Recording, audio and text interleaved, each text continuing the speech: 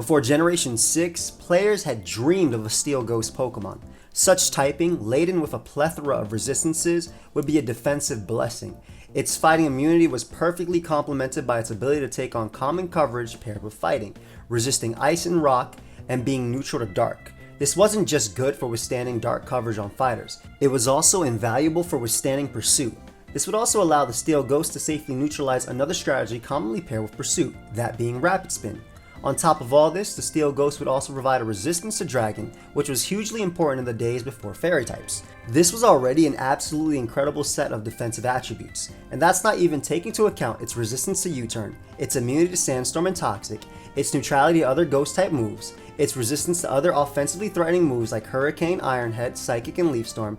Then Gen 6 came around, and the Steel Ghost finally came into existence. Aegislash. It was one of the most perfect Pokemon around, but for many different reasons than anticipated, and nobody could have dreamed of just how staggeringly incredible Aegislash wound up being. Right off the bat, there were several differences, of course. The Steel type had been nerfed. Now it no longer resisted Dark and Ghost, meaning Aegislash was now weak to those. Furthermore, its Rapid Spin blocking talents were not of much use early in X and Y when everyone was running the newly buffed Defog instead. However, the Steel type has also been given a resistance to the new Fairy type. The Steel nerf even worked in Aegislash's favor.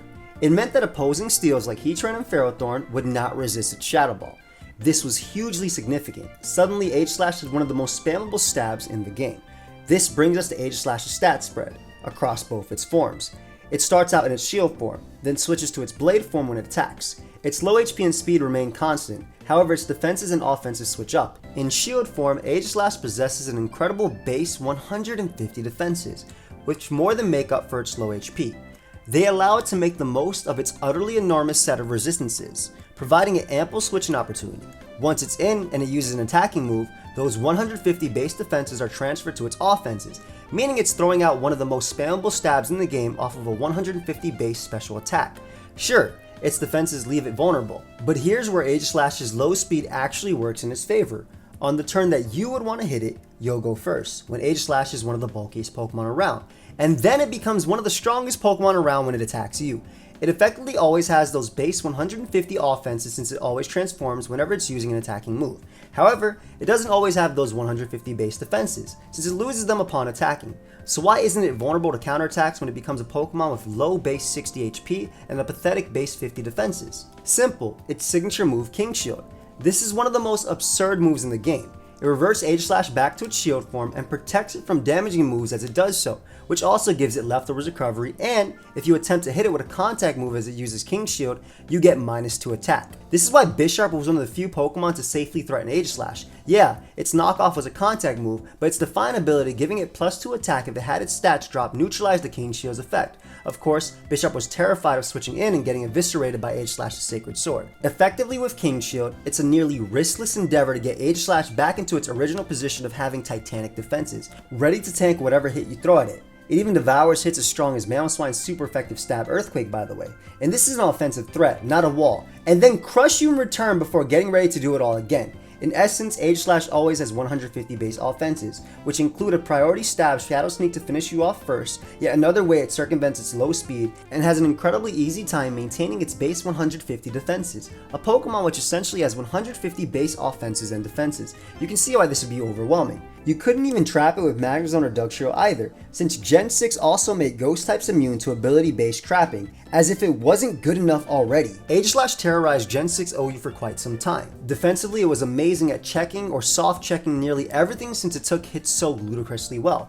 Even powerhouses like Thundurus and Choice Specs Keldeo were not exactly coming close to threatening Okos on it, while offensively there were very few Pokemon capable of checking it safely, and it did these things effortlessly at the same time. The way its incredible defensive typing and huge bulk forced limiting coverage on offensive threats while completely invalidating others was ridiculous. Mega Pinsir and Heracross had to run the otherwise far inferior Earthquake to not get stuffed, while Mega Medicham and Gardevoir were nearly non-existent for how absurdly walled they were. It would also easily adapt to ruin its few defensive answers. Even the seemingly safest one, Special Defensive Hippowdon, got utterly ruined by sub-toxic Aegislash, while Special Defensive Gliscor got smashed to pieces by Hidden Power Ice. Aegislash so effectively mixing and matching items and moves just made it even more constricting and irritating to deal with than it already was. Sometimes it didn't even run King Shield in favor of an all-out offensive assault.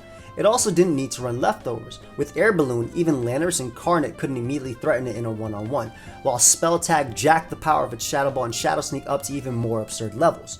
Aegislash really was a perfect Pokemon. Eventually, it was banned from Generation 6 after roughly 3/4 of a year of struggle against it. It came back in Generation 7 to the protest of pretty much everyone now that it can make itself even stronger and weaken knockoff by equipping Ghost EMZ, and lasted a whopping total of 1 week. Nobody was eager to go through the Aegislash gauntlet again. Well, what changed in Generation 8 for this seemingly perfect Pokemon? Not only did it never come close to being banned from OU, it was even UU before being banned. Simple. Aegislash had been tearing it up in VGC, and its stance dance, as referred to by the player base, had such an overwhelmingly powerful effect that Game Freak saw it fit to nerf its base stats. This just about never happens and illustrates just how absurd Aegislash was. It became both less bulky and less powerful in Sword and Shield. Yes, the irony of the Sword and Shield Pokemon getting nerfed in this generation is not lost, as its base 150 defenses in Shield form and base 150 offenses in Blade form were knocked down to base 140 apiece. It was still a very good Pokemon, of course, but the difference was highly noticeable.